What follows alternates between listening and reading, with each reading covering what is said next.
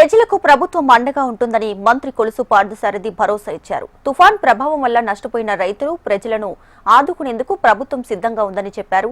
తుఫాన్ వల్ల ఎలాంటి ప్రాణ నష్టం జరగలేదన్నారు. వరద నీటిలో చిక్కుకున్న చీరాల మండలం వాడరేవు గ్రామాన్ని మంత్రి రవికుమార్ కలిసి పార్థసారథి పరిశీలించారు. మంత్రులు అందరూ మరి కంబైన్డ్ గా టీం లాగా పనిచేయటం మూలంగా మరి పరిస్థితులన్నీ కూడా చక్కదిద్దుకున్నాయని చెప్పేసి మనం చేస్తాం. ఇప్పుడు ముఖ్యంగా రైతులు కొంత చాలా వరకు నష్టపోయారు. ప్రభుత్వం వాళ్ళందరినీ కూడా తప్పకుండా నిబంధనల ప్రకారం ఆదుకుంటుందని చెప్పేసి మనం చేస్తాను.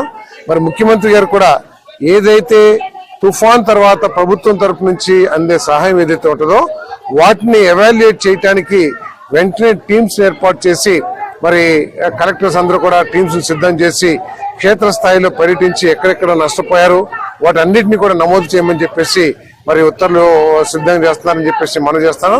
మరి ఒకటే నష్టపోయిన ప్రతి ఒక్కరికి కూడా నిబంధనల ప్రకారం వారికి ప్రభుత్వం ఆదుకుంటుందని చెప్పేసి కూడా నేను ఈ సందర్భంగా నేను పనిచేస్తాను.